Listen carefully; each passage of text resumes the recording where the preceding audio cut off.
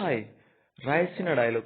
Raisina dialogue क्या है, यह न्यूज में क्यों बना हुआ है, ओआरएफ क्या है और 2024 की थीम और इसके पिलर्स क्या क्या हैं और इससे संबंधित हमारा कैसा क्वेश्चन बन सकता है उसको देखें।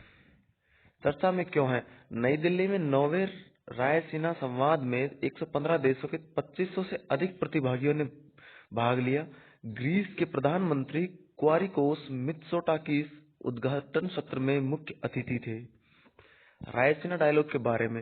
रायसीना डायलॉग एक वार्षिक सम्मेलन है और यह भू राजनीति और भू अर्थशास्त्र पर केंद्रित है।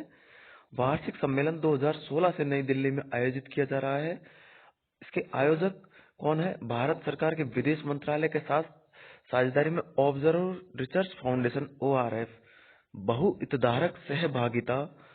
प्रतिभागियों में राज्य के प्रमुख कैबिनेट मंत्री, स्थानीय सरकारी अधिकारी, निजी क्षेत्र के विचारक, मीडिया और शिक्षाविद शामिल है।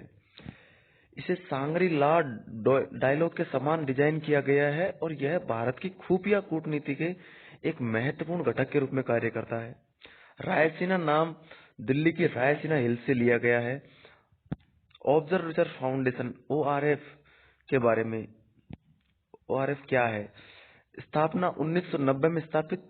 यह एक स्वतंत्र थिंक टैंक है। इसका फोकस क्षेत्र सुशासन, विदेश नीति, सतत आर्थिक विकास, जलवायु परिवर्तन, ऊर्जा, साइबर मुद्दे, मीडिया, आर्थिक विकास और राष्ट्रीय सुरक्षा पर नीति अनुसंधान आयोजित करना।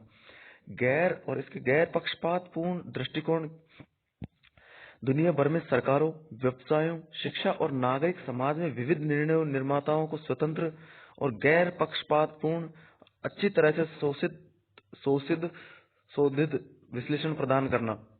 2024 की थीम क्या है और इसके पिलर्स क्या क्या है, इनको देखें। 2024 का संस्करण चतुरंगा, संघर्ष, प्रतियोगिता, सहयोग और निर्माण विषय के इर्द गिर्द घूमता है, जिसमें 6 विषयगत स्तंभों पर चर्चा की गई। रायसीना डायलॉग 2024 के प्रमुख घटनाक्रम क्या क्या है, उनको देखें। भारत की वैश्विक भूमिका।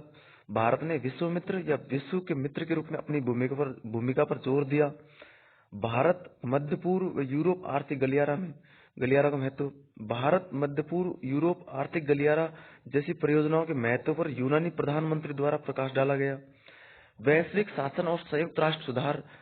चर्चाओं में वैश्विक शासन में भारत की सक्रिय भूमिका और संयुक्त राष्ट्र सुधार की आवश्यकता शामिल थी, जो खेल के मैदान के बजाय खिलाड़ी बनने की उसकी इच्छा को दर्शाता है। बाल्टिक और Nordic outreach programme. Baltic Nordic forum सहित मध्य और पूर्वी यूरोप के मंत्रियों ने राजनयिक आउटरीच और आर्थिक संबंधों के लिए अवसर प्रदान किए।